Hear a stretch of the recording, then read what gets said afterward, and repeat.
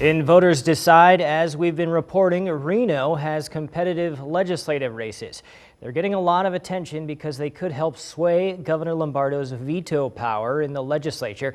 In the Assembly District 25 race, presumptive Republican challenger Deanna Sandy has a fundraising advantage over incumbent Assembly member Selena LaRue Hatch. Let's take a look at the 2024 annual cash and expense reports filed for each candidate with the Secretary of State's office on January 15th. As you can see, Deanna Sandy has raised over 6 times as much as Assemblymember Selena LaRue Hatch, but there is, of course, a lot of time left in the race.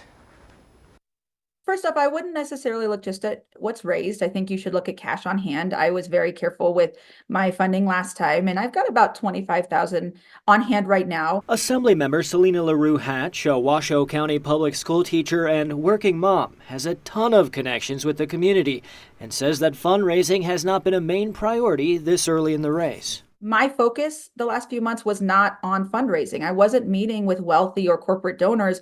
I was meeting with constituents and talking about their needs and working on policy and bills, which is what I think my job is as the elected representative. However, this election cycle could be heating up.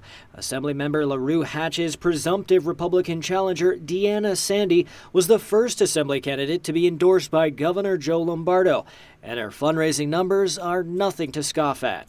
As we know, this is kind of the name of the game, which is raising money at first so that we can run good campaigns to reach every voter, and that is my goal.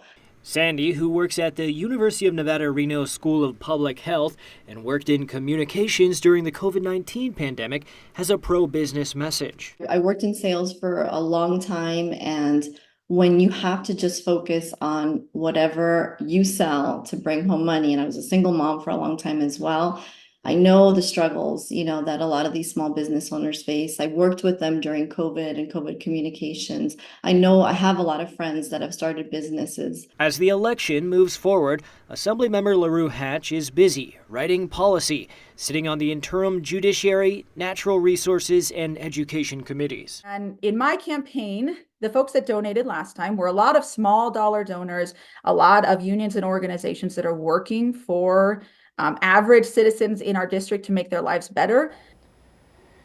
And we'll have both links to both candidates' fundraising reports filed with the Nevada Secretary of State's office on 2news.com.